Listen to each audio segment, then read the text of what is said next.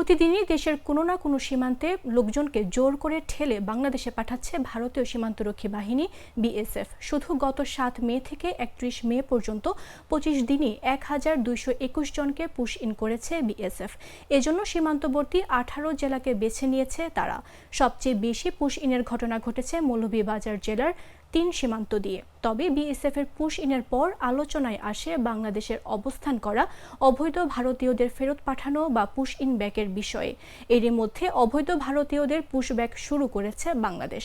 বাংলাদেশের তরফ থেকে বলা হচ্ছে, ভারত যথাযথ প্রক্রিয়া অনুসরণ না করে সীমান্ত দিয়ে জোর করে লোকজনকে বাংলাদেশে পুশ ইন করছে। বাংলাদেশে যেসব অবৈধ ভারতীয় অবস্থান করছে তাদের যথাযথ নিয়ম মেনে পুশ ব্যাক করা হচ্ছে। স্বরাষ্ট্র মন্ত্রণালয়ের জননিরাপত্তা বিভাগের যুগ্ম সচিব ডক্টর জিয়াউদ্দিন আহমেদ বলেন, স্বরাষ্ট্র ও পররাষ্ট্র মন্ত্রণালয়ের বৈঠক ছিল। পররাষ্ট্র মন্ত্রণালয়কে অবহিত করা হয়েছে। কূটনৈতিক তৎপরতা আগেও ছিল, তবে বৈঠকে কূটনৈতিক তৎপরতা আরও জোরালো করার কথা জানানো হয়েছে।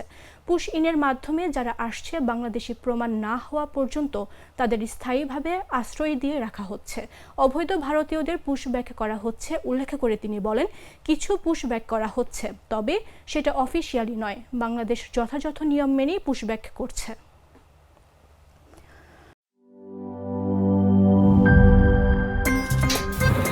আমার একটা স্মার্ট সিদ্ধান্তে 25% গ্যাসের খরচ কমেছে। ভাবছেন কিভাবে?